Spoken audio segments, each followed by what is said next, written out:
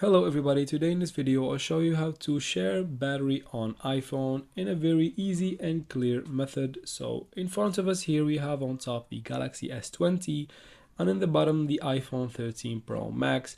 We'll use the Galaxy to charge the iPhone in this example in this video, so let's jump right into it. First we go ahead and turn on the wireless power sharing from the Galaxy. We swipe down from the top to access the status bar and then we look for that option. Once we find it, we tap on it to turn it on and then we just flip the phone on its face and then we put the iPhone on top of it just like this, and just like that it starts charging right away.